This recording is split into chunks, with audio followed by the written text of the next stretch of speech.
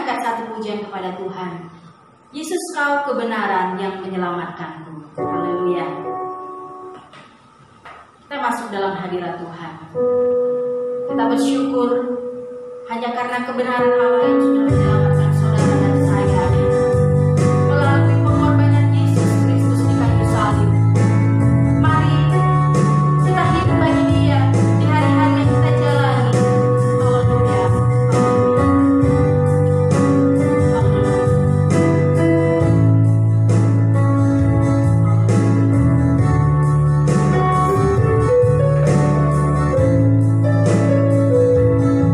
Yesus, Kau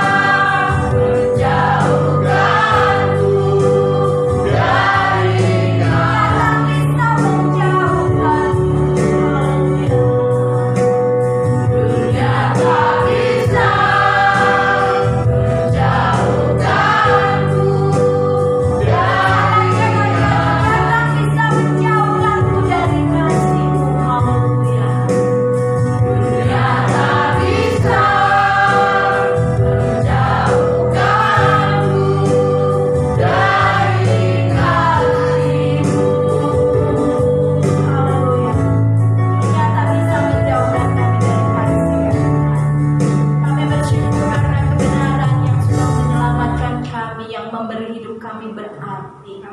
Sebab itu pagi hari ini biarlah kami belajar mengarahkan hati kami hanya kepadamu, mengarahkan hidup kami hanya kepadamu. Sebab jikalau kami hidup hanya bagimu. Selama kami masih ada di bumi ini, kami mau selalu memandang Engkau. Haleluya, terima kasih Tuhan. Kami bersyukur untuk pagi hari ini, seberapapun kami jemaat Tuhan yang hadir. Kami percaya Engkau hadir di tengah-tengah kami. Engkau juga hadir di tengah-tengah jemaat Tuhan yang mungkin sedang mengikuti ibadah online bersama dengan kami. Terima kasih Tuhan. Kami percaya bahwa Engkau sudah menguduskan kami dengan darah anak domba, sehingga kami boleh berlayak di hadapan Tuhan. Kau yang memimpin ibadah kami dari awal sampai selesainya. Kau mengurapi kami pelayan-Mu, Kau mengurapi kami semua jemaat Tuhan. Terpuji nama-Mu, kami bersyukur memuji kebesaran-Mu. Bahwa pertolongan dalam ibadah ini datangnya dari Allah yang menciptakan langit dan bumi, yang tidak pernah meninggalkan perbuatan tangannya.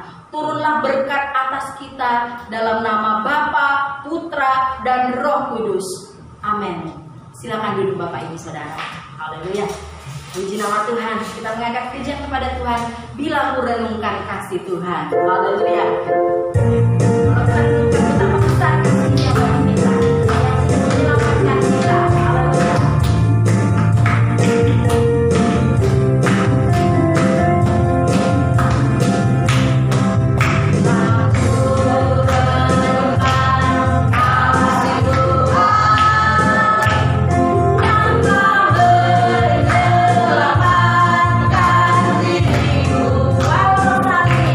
Walau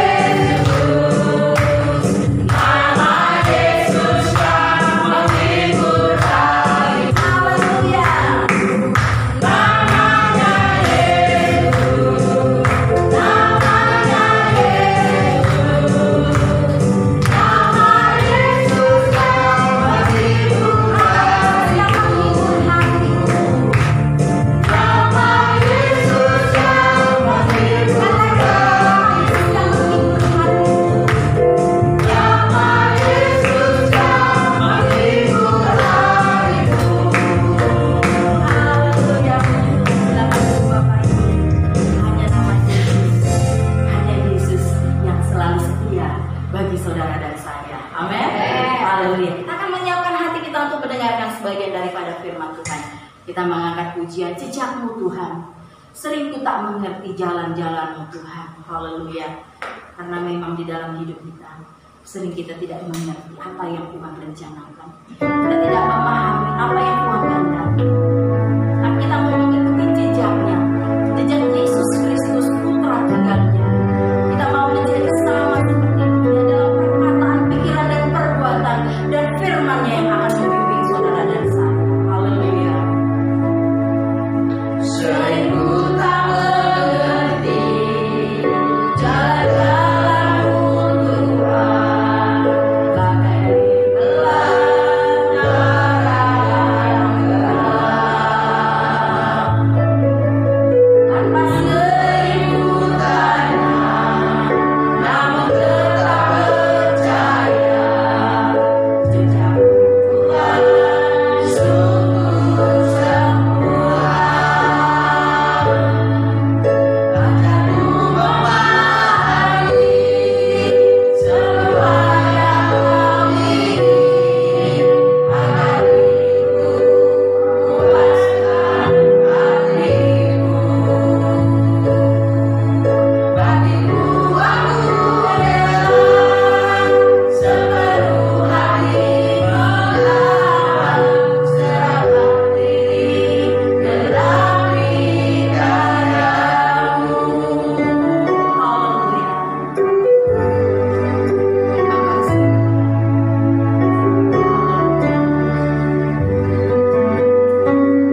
Terima kasih, Bapa. Kami mau menyerahkan hidup kami. Sering ku tak mengerti jalan-jalan-Mu Tuhan, bagai belantara yang gelap. Tanpa sering ku tanya, namun tetap percaya, jejak-Mu Tuhan sungguh sempurna.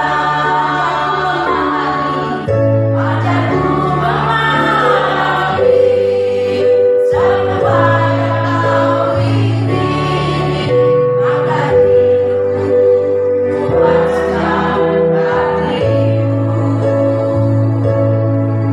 Bagimu aku rela sepenuh hati melawan, serahkan diri genapi karya-Mu. Memahami, ajarku memahami semua yang Kau ingin, agar hidupku memuaskan hati-Mu. Bagimu aku rela sepenuh hati melawan, serahkan diri genapi karya-Mu. Haleluya. Serahkan diri genapi karya-Mu. Waktu dari depan kami serahkan kepada hamba Tuhan yang akan melayani.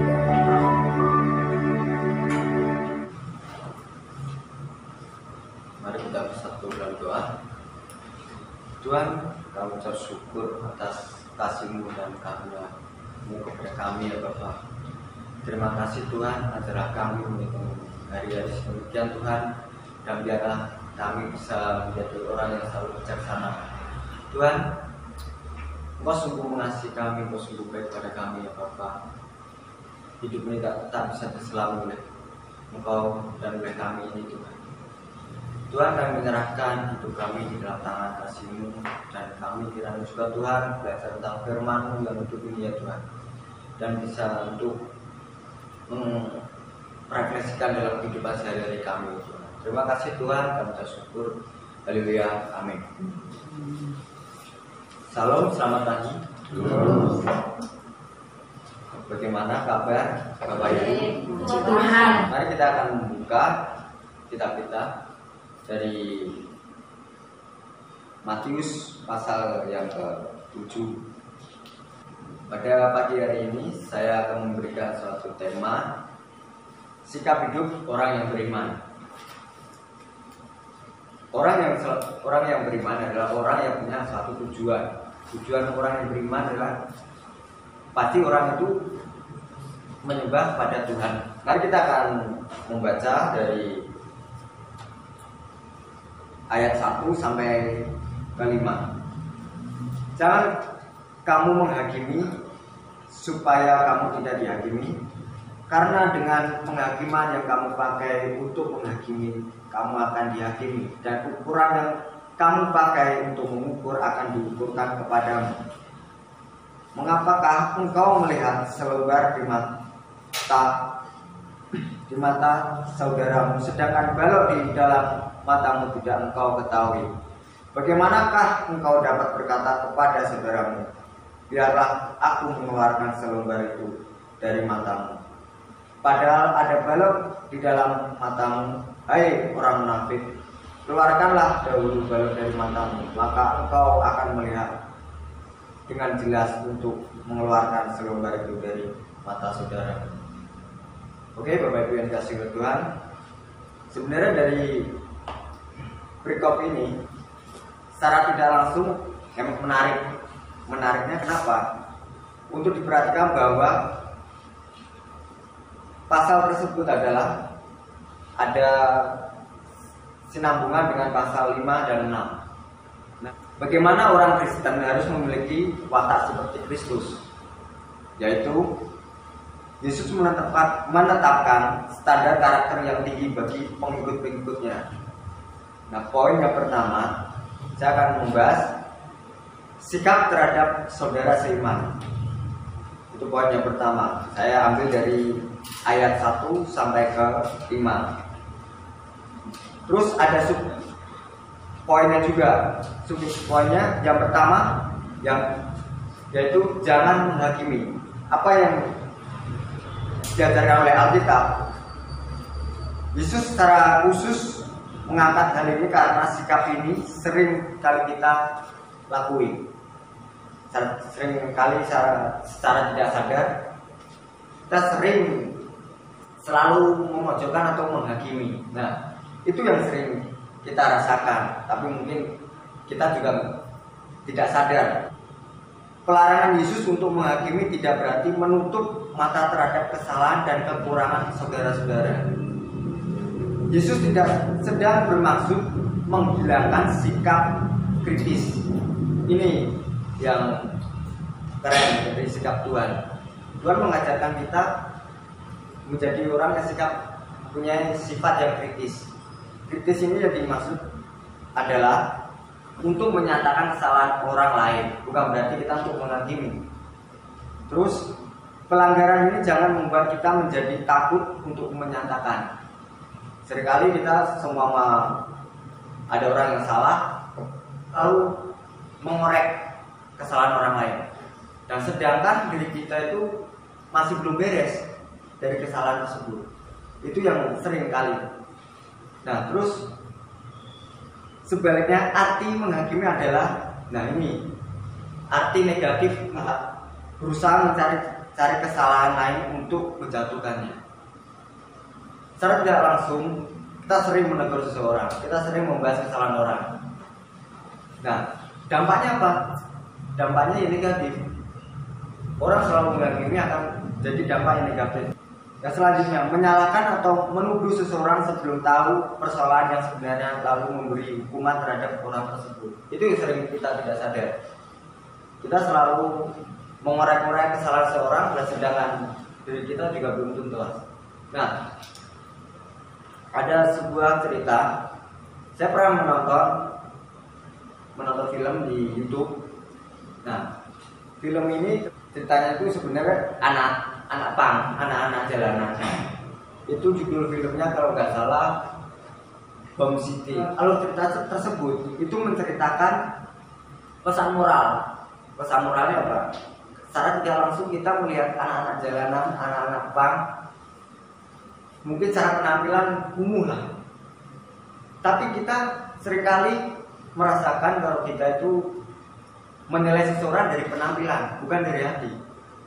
Nah, seperti itu ceritanya. Pesan moralnya dalam cerita itu adalah kita jangan melihat seseorang itu dari covernya. tapi dalam hatinya. Belum tentu orang covernya itu bagus, hatinya juga bagus, belum tentu. Tapi kita belajar firman Tuhan itu mengajarkan hidup kita menjadi kritis. Kritis dalam arti tanda kutip positif, bukan yang negatif. Terus dari sikap tersebut itulah saya merenungkan, oh luar biasa ya. Dari cerita itu sampai saya membuka Alkitab, oh Tuhan itu mengajarkan kita seperti ini untuk mengubah hidup kita. Nah, terus yang poin yang kedua, perlakuan orang lain seperti kita mau diperlakukan. Nah, inilah ada suatu filosofi zaman-zaman sekarang, kalau orang ingin disegani adalah yang pertama secara tidak langsung ini, lo sopan, gue segan. Nah, seperti itulah Alkitab mengajarkan kita. Kalau kita ingin dihargai seseorang, kita menghargai dulu seseorang juga. Nah, terus ayat 1-5 ini Yesus melarang kita untuk menghakimi dengan mencari-cari kesalahan atau menuduh, memberi cap pada orang lain karena kita tidak lebih baik dari orang lain. Kita masih manusia yang masih bisa punya salah. Nah, karena itu Tuhan Yesus menasihatkan supaya kita menghargai dan menjaga perasaan sesama kita. Jadi gini, istilahnya ada ilustrasi. Mungkin kalau kita memukul seseorang dengan luka mungkin bengkak atau luka gores, mungkin 3 hari sembuh. Tapi kalau kita menyakiti seorang dengan perkataan, menyembuhkan itu bertahun-tahun. Contoh, mungkin kita mendidik anak. Nah, seumpama saya menegur adik saya, secara tidak langsung, kamu goblok, kamu gini-gini. Itu sudah menyakitkan perasaan hati seseorang secara tidak langsung. Kalau kita memukul, paling kalau Alkitab sudah jelas mengajarkan anak juga memukul. Tapi memukul itu bukan berarti kita menyakiti, tapi kita mengasihi. Tanda kutip kita memukul itu mengasihi. Nah, seandainya kita menegur seseorang itu dengan perkataan atau ucapan yang salah, itu kita itu gak berhak untuk menghakimi. Kita itu toh bukan Tuhan kok kita menghakimi terus. Kalau ada orang yang salah, ya kita doakan. Nah, kita sebagai orang beriman, orang yang percaya, punya sikap atau tindakan yang lebih baik lagi. Bagaimana sih menegur seseorang itu dengan baik? Ya firman Tuhan. Tuhan itu bagi saya sangat lengkap karena apa? Firman Tuhan itu relevan dari kehidupan di dunia ini. Dari untuk menyembuhkan sikap karakter seseorang, untuk mengubah perilaku seseorang, itulah firman Tuhan. Yesus mengatakan bahwa ayat ini merupakan inti dari hukum Taurat. Jika kita sudah melakukan hukum Taurat, jadi marilah kita memperlakukan saudara-saudara kita sebagaimana kita mau diperlakukan.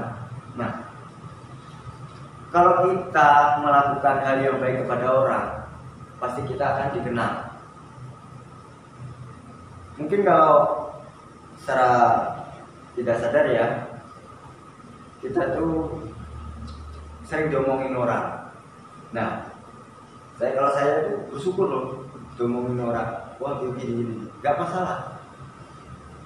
Toh bagi saya itu omongan yang bagus kami tampung, omongan yang negatif kami buang. Kenapa? Menimbulkan penyakit. Orang yang selalu ngomongin atau ibaratkan kalau bahasa Jawanya itu rasa-rasa, itu secara tidak langsung tanda kutip umurnya akan gak panjang. Karena apa? Orang yang merasa dirinya itu benar, dan sedangkan kita itu masih belajar. Ada kesaksian. Nah, ada pemuda yang saya pernah pelayanan di suatu gereja. Gereja itu ya intinya nggak saya sebut. Ada beberapa jemaat. Nah, jemaat ini juga orang sekolah teologi. Dia itu menegur anak pemuda tersebut dengan kasar ya. Maksudnya dalam arti itu kasarnya itu bukan kasar untuk mengasihi, tapi menjatuhkan. Apakah kita sebagai orang beriman seperti itu? Kita wajar, kita punya kesalahan karena kita manusia, kita nggak sempurna. Nah, tapi dari itulah kita belajar. Kalau kita belajar dari salah itu bagus, karena kita tahu sumbernya. Jadi kita tahu bagaimana kita untuk bangkit, bagaimana kita untuk menjadi seorang pemimpin. Kalau kita menjadi seorang pemimpin, kalau kita takut salah, ya kita bukan pemimpin, jadi pengecut.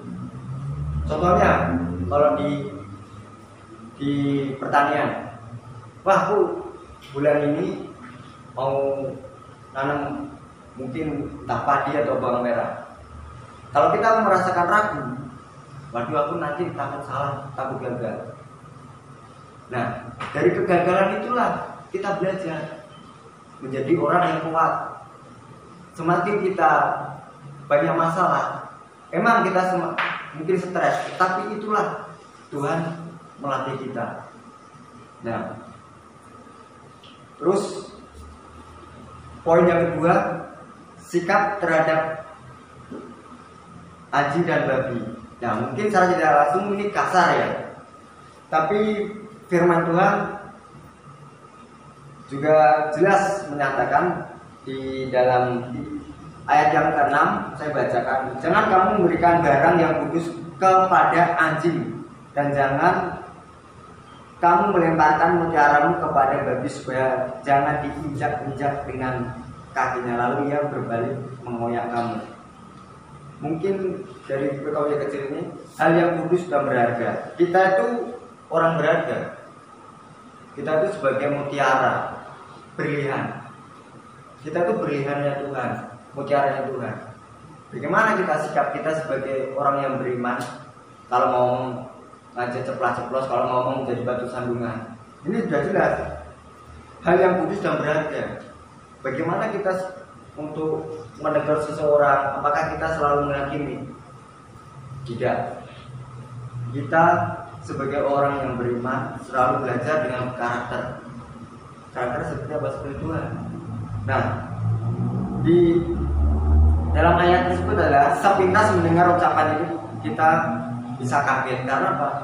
Ucapan ini adalah ucapan yang sangat kasar. Padahal sebelumnya Yesus menganjurkan kita untuk bersikap baik terhadap orang lain. Tentu ada alasannya. Tuhan Yesus mengatakan hal demikian, salah satunya alasannya adalah karena Tuhan Yesus adalah pribadi yang jujur dan tidak suka kompromi. Ini yang paling keren.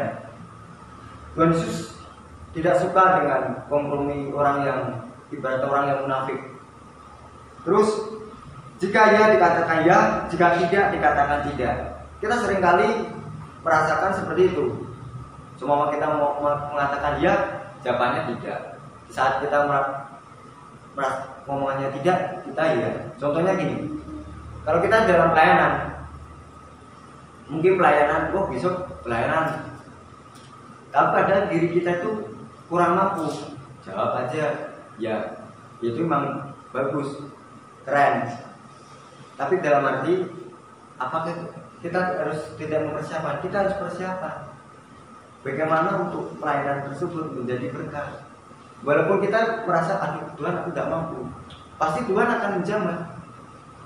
Tuhan akan mengurapi kita dari hal yang kecil menjadi hal yang besar. Nah, terus Yesus bersikap baik terhadap orang lain, namun dalam kasus-kasus tertentu yang bersifat prinsip.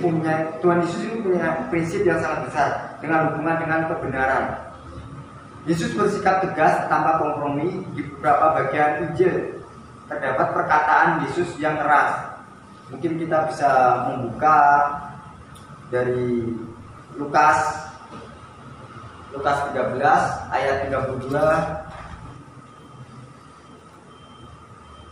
Nah, dalam Lukas 13 ayat 32 bunyinya, Yesus kepada mereka, pergilah dan katakanlah kepada si serigala itu, aku mengusir setan dan bukan orang pada hari ini dan besok dan pada hari yang ketiga aku akan selesai. Nah, apa yang dimaksud tersebut adalah Yesus dengan berani mengatakan Herodes atau Antipas sebagai serigala karena kejahatannya. Ini yang saya renungkan adalah keganasan seseorang ya. Bukan berarti itu saya terus menyocok-nyocokkan atau mengada-ngada, tetapi dari Alkitab ini mengajarkan serigala itu beranas, kejam. Nah, Tuhan Yesus itu nggak suka orang yang selalu seperti itu, orang yang kejam, orang yang selalu memfitnah, orang yang selalu mengolok-olok. Nah, terus yang selanjutnya, Yesus menyebut ahli Taurat dan orang Farisi kuburan yang dilabur putih dan keturunan ular beludak. Boleh kita membuka Matius 23 ayat 27, ayat dibaca. Celakalah kamu hai ahli Taurat dan orang-orang Farisi, hai kamu orang-orang munafik, sebab kamu sama seperti kuburan yang dilabur putih. Yang sebelah luarnya memang bersih tampaknya, tetapi yang sebelah dalamnya penuh tulang-tulang dan berbagai jenis kotoran. Nah, ini Alkitab sudah jelas mengajarkan pribadi yang baik. Jangan kita menjadi orang Kristen itu covernya aja yang bagus. Tapi kalau kita mungkin lah, toh kita beli buku, beli apa, mungkin beli pakaian yang branded, HP yang bagus. Mungkin kita melihatnya apa? Barang yang pertama, penampilan itu bagus, terus bahannya bagus. Tapi belum tentu kan? Dari penampilan itu bagus belum tentu dalamnya juga bagus. Contoh kalau kita membeli HP kalau sekarang mungkin anak-anak muda selalu suka HP dengan kamera banyak. Nah, secara tidak langsung, apakah kita menganalisa HP ini bagus gak sih? HP ini baik gak sih? Terus speknya baik gak sih? Terus kekuatannya bagaimana sih? Nah, kita secara tidak langsung gak punya pikiran seperti itu lah. Firman Tuhan juga mengajarkan seperti itu. Jangan kita itu baik dari tampilan aja. Jangan kita menjadi seorang itu yang cari muka di depan orang yang belum kenal kita baik, tapi akhirnya menusuk. Ya itulah realita. Terus kita memang tidak boleh menghakimi, menuduh, mencari-cari kesalahan orang lain, tetapi jika ada terjadi kesalahan, janganlah disembunyikan atau kompromi. Lalu siapakah yang disebut Yesus sebagai anjing? Nah, disebut dengan tanda kutip ya, artinya tanda kutip anjing dan babi ini. Kata anjing ini di dalam kitab Matius 15 ayat 26 ini menceritakan perumpamaan Kanaan. Dalam Matius 15 ini menceritakan perumpamaan perempuan Kanaan. Nah, tetapi Yesus menjawab, tidak patut mengambil roti yang disediakan bagi anak-anak dan melemparkannya kepada anjing. Yang dimaksudnya adalah anjing peliharaan. Kalau anjing peliharaan kan mungkin baik ya, nggak galak ya. Kalau anjing liar kan galak lah. Dalam konteks teks tersebut adalah di dalam Matius ini yang saya bahas ini tentang anjing yang ganas, bukan anjing yang baik. Nah, terus dan selanjutnya, babi adalah binatang haram. Nah, ini makanya poin yang kedua ini saya membahas sikap terhadap anjing dan babi. Mungkin secara tidak langsung ada yang anjing baik, ada yang anjing yang jahat. Nah saya akan membahas tentang babi. Kedua binatang ini menggambarkan orang yang menolak dan melecehkan firman. Babi dalam konteks Alkitab ini, dalam konteks perikop ini adalah binatang haram bagi orang Yahudi. Binatang yang senang mengorek-orek tanah dengan mulutnya.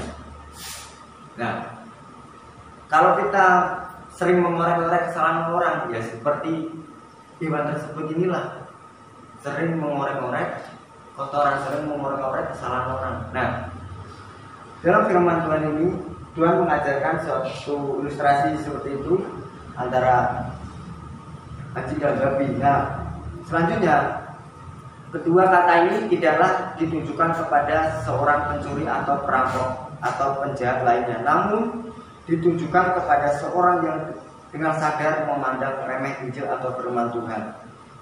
Bisa jadi dia adalah seorang yang terhormat dalam masyarakat, orang yang kaya namun tidak mau menerima firman Allah, justru malah menolak dan menghina Allah terang-terangan. Kepada orang seperti inilah Yesus melarang kita untuk terus memberitakan Injil. Nah, jadi sikap kita terhadap orang seperti ini adalah jika kita sudah memberitakan Injil namun ia terus menolak, bahkan melecehkan Injil, maka jangan lagi memberitakan Injil kepadanya, karena ia malah akan semakin merendahkan martabat Injil dan menghina. Seringkali kita memberitakan Injil, seringkali kita memberitakan firman Tuhan dengan kebaikan kita, dengan sikap kita, selalu diremehkan dengan orang, selalu diremehkan orang lain, entah dari omongan, entah dari apapun. Tetapi dari situlah kita akan belajar bagaimana memberitakan Injil dengan baik, bagaimana kita mengkomunikasikan firman Tuhan dengan baik. Dari sikap kita, dari ucapan kita lah orang akan menilai. Terus poin yang ketiga, sikap terhadap Bapa di surga. Ini dari ayat yang ke-7 sampai ke-11. Ayat yang ke-7 adalah hal pengabulan doa. Inilah poin yang ketiga, sikap terhadap Bapa di surga. Setelah mengajarkan sikap terhadap sesama, maka Tuhan Yesus beralih kepada hubungan dengan Bapa di surga. Dalam teks ini secara khusus menyorot hubungan dengan Bapa dalam hal pengabulan doa. Nah, frasa ini menunjukkan suatu kedekatan yang erat antara anak dan Bapa, di mana sebagai anak kita harus menjalin hubungan yang erat dengan Bapanya dalam doa supaya kita dimampukan melakukan perintahnya. Nah, jadi yang tema poin pertama, kita belajar terhadap saudara seiman atau belajar dengan terhadap karakter seseorang. Terus yang poin yang kedua, sikap terhadap hewan tersebut. Terus yang ketiga, sikap terhadap Bapa surga. Jadi dalam perikop ini ada kesinambungan. Nah, ketika kita mengharapkan sesuatu dari Bapa, mungkin kita secara tidak langsung hal berdoa ini sangatlah sederhana, tetapi mengandung unsur yang sangat penting yang harus kita ketahui dan kita lakukan. Dalam perikop tersebut, hal pengabulan doa yang kita akan belajar tentang pengabulan doa, yang pertama apa? Pasti pengetahuan tentang Bapa kita. Yang kedua, iman kita semakin kuat. Sering kita merupakan hal seperti itu. Terus yang ketiga, keinginan kita itu apa?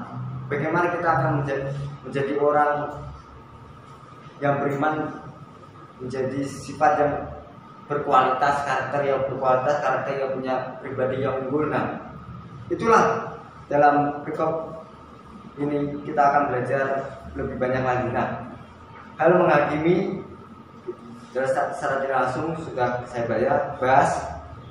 Terus hal yang kudus dan berharga, hal pengabulan dan doa. Itulah firman Tuhan. Semoga menjadi berkat. Dan ingat, mungkin di saat kita punya masalah, jangan kita melupakan suatu doa. Doa itu lebih penting karena doa itu adalah komunikasi kita terhadap Tuhan.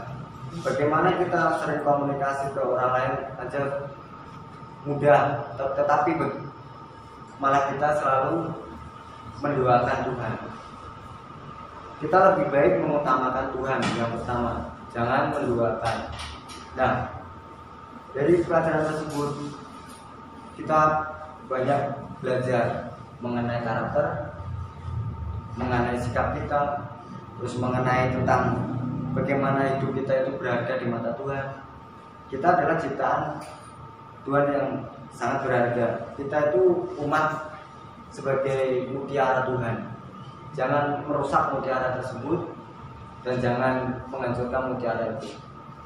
Kita sudah seperti berlian, kita tuh ditebus dengan darah yang mahal.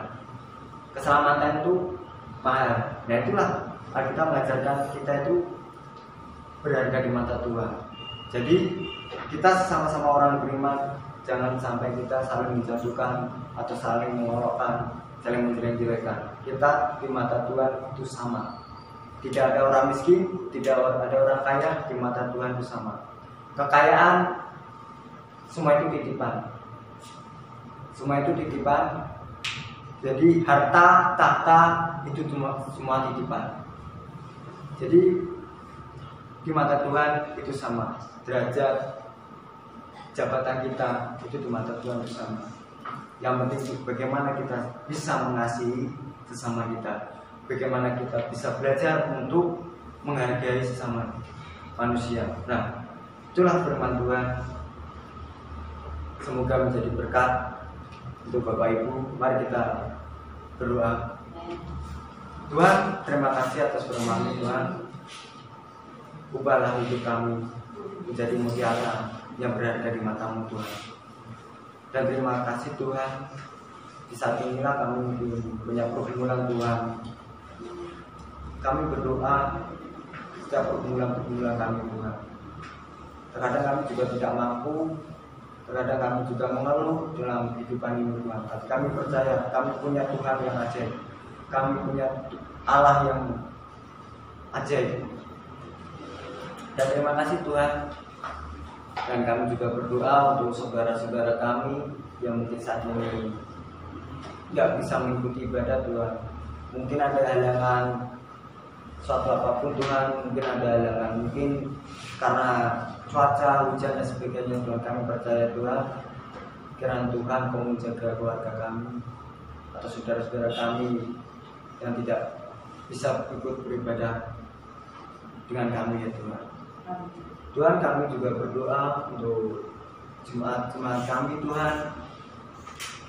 Mungkin segala pekerjaan Tuhan, kiranya Tuhan Kau memberikan berkat-Nya, memberikan jalan keluar mungkin kalau ada masalah Tuhan.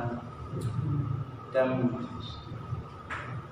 berikanlah titik terangnya juga Tuhan. Tuhan, kami percaya inilah umat-Mu Kau rawat, inilah umat-Mu Kau bimbing Tuhan. Dan kiranya juga Tuhan, kami sebagai pelayan Tuhan atau orang yang percaya dan orang yang beriman Tuhan, kami percaya Tuhan, segala rencana dan rancangan-Mu adalah di tangan-Mu ya Tuhan. Kami sebagai manusia yang tidak luput dengan kesalahan Tuhan, kami minta maaf kepada Engkau ya Tuhan. Dan kiranya juga Tuhan, kami bisa menjadi orang yang beriman, yang kuat dan kokoh, menjadi seorang pemimpin. Tuhan, jadikanlah kami sebagai alat-Mu untuk memberitakan Injil-Mu Tuhan, untuk memberitakan kebenaran tentang keselamatan orang-orang di luar sana yang belum mempunyai keselamatan Tuhan. Tuhan, berikanlah hikmat kami untuk menyampaikan Injil-Mu tentang kebenaran-Mu Tuhan, dan biarlah orang-orang di luar sana Tuhan merasakan tentang kasih Kristus. Tuhan, inilah kami, utuslah kami sebagai alat-Mu ya Tuhan. Kami percaya Tuhan, Engkau menuntun kami saat kami memberitakan Injil Tuhan. Di dalam nama-Mu kami menyerahkan setiap pergumulan kami. Haleluya, amin.